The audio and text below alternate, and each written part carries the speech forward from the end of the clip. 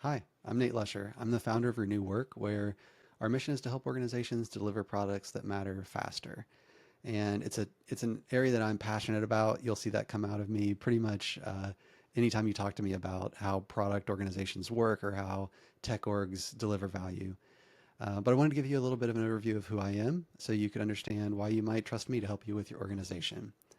So here's a little bit about my background. I started my career as a software developer.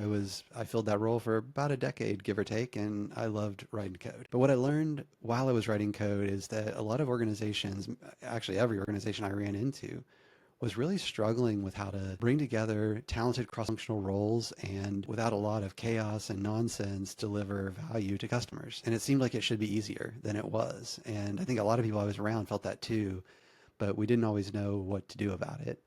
And so I found myself on a project that was frankly failing. I was the tech lead. I had just been made the tech lead of this project that had been going on for a long time, and I realized pretty quickly it was not going to work. It was in a bad state. It was in a downward spiral of bugs and behind schedule releases. And kind of desperation, I said, "Well, we looked around and said, what do we do?" And I said, let's try some of this agile stuff. And at the time, I didn't know what that was. And in fairness, since then, I've seen plenty of places use Agile in ways that frankly isn't Agile or in ways that we wouldn't get the benefits from it. But as luck would have it, I got to work alongside some industry thought leaders in the Agile space at the time, and we were able to craft a new way of working at this business and within this product team that really did see instant results. We weren't using dogma or a particular framework as much as we're using principles and contextualizing that for the work and the team. And it not only gave us better results in terms of quality and value delivered, but we even watched it heal relationships with people that I don't know if we had realized were broken. But when you are in a high friction environment, high pressure environment, like relationships tend to suffer, and we get a lot of finger pointing. And I don't know that we knew we were doing it until after we kind of made truly cross functional teams and empowered them to do great work. And you saw those relationships heal. And that's awesome because it also helps deliver more value, but it's also just a very human thing. And so I really fell in love with the idea of how do we help organizations do more of that? And so I was lucky enough at that organization that as those changes took effect, it was working so well that it spread across the entire organization and really became their agile transformation, although that was maybe before we were calling it that. So looking back on it, that's what it was. But ultimately we weren't calling it that. We were just calling it like, let's do agile, make it work for us.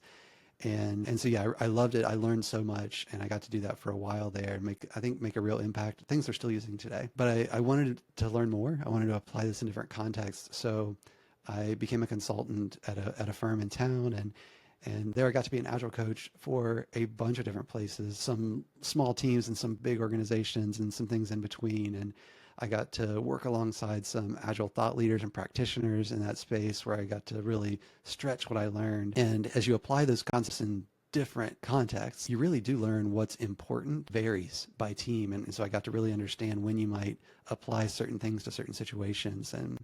And so again, I loved it. But then one day I was looking around, and a lot of the best developers I'd ever worked with were leaving wherever they were, and they were going to a place called Cover My Meds. Cover My Meds was a startup in Columbus, Ohio. At that time, I hadn't really heard of them other than that these people were going there. So I reached out to a couple of them and I said, "Hey, y'all thinking about needing an agile coach?" And they said, "You know what? We were actually just talking about that." And so I ended up going there as their first agile coach. And at the time, they just had a few teams. But what I loved about it is they were a culture that really believed in the craftsmanship and the innovative spirit of engineers. And so part of their even coming in, part of the instructions to me were like, don't add meta work. And so for them, meta work meant anything that wasn't helping a developer add value, don't add it.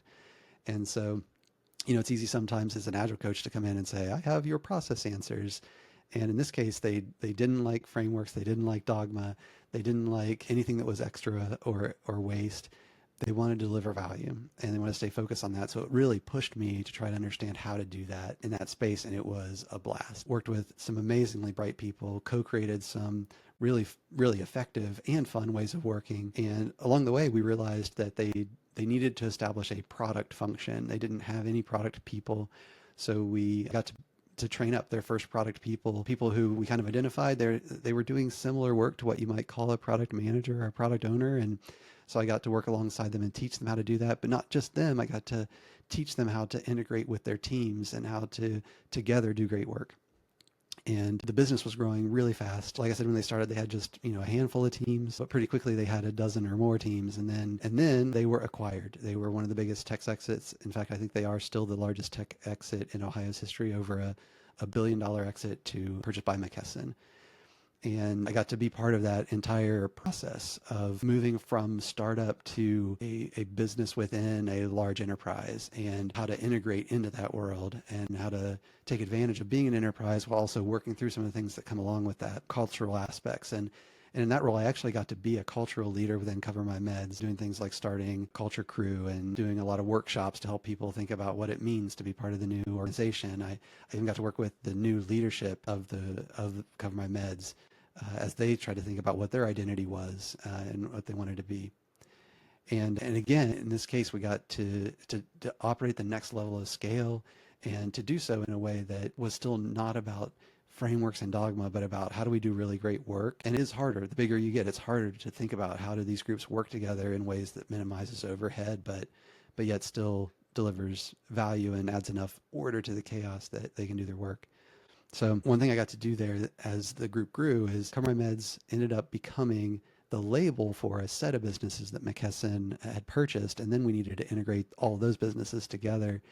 And so I got to walk the phases of that as well. And one of the things I got to do was we decided we needed these businesses to work more as one than as different units if we were going to realize the value of the organizations together. And so we decided to create functions rather than individual businesses, and we functionalized the product role. And when we did that, I got to work alongside the product officer. I was his chief of staff, and as well as the director of product operations. And so what we got to do is work with him to build his team, to bring a set of VPs together across these different business lines, to start to think about how to work as one team. And then as we did that, we realized, and I realized, I kind of volunteered to him that, hey, we don't have a common enough way of working to really realize the benefits of this portfolio of products. So I started to build out what was what came to be known as the product operating model at Cover My Meds. And what that meant was designing ways of working for tech and for product and engineering together to be able to do great work together at a portfolio level and down all the way to the team level.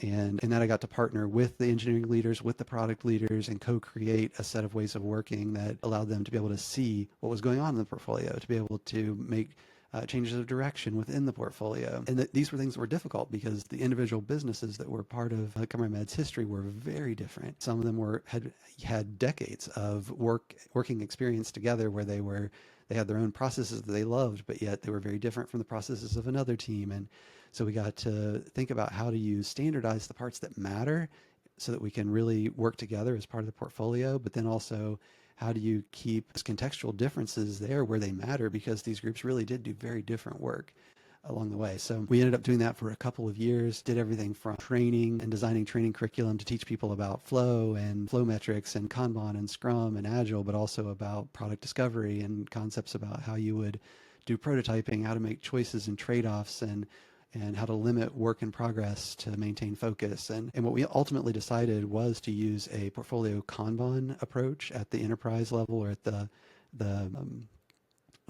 strategic level and at the portfolio level. And then as it came down to the teams, we left it more to them to decide, like, as long as you could plug into this overarching way of working, you can do work however you need to in your level. And along the way, we had to figure out, how do we then, if we're going to work differently at the team level, how do we forecast our work? How do we think about roadmaps? How do we do roadmap reviews? How do we keep everybody in the loop? And we got to define and build all of those things. It was a ton of fun, and that work is still ongoing today, and they're seeing great results from it. And so then I ended up at a point in my career where I wanted to see if I could do this on my own. And so I decided to start Renew Work, and you can read more about that on my blog or watch some of my other posts. But the main idea here is I would just want to keep helping organizations build products that matter faster, and in ways that really allow the brilliant specialists that every organization really has to work together in ways that bring value to the whole and bring energy and life to what we do. And one of the things I will say that I'm really excited about is, just like Agile gave us a chance to rethink what was possible back, almost 2 decades ago now, I think AI is giving us that chance today. AI is shifting the constraints or the bottlenecks in the system. And when you do that, it gives you new opportunities to reimagine how you do product discovery and product delivery. And I think there's a huge opportunity here. I've been able to work with some organizations on this already.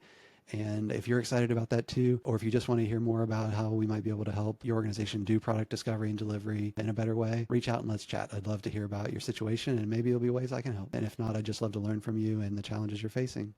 So hope this helps, and look forward to talking with you soon.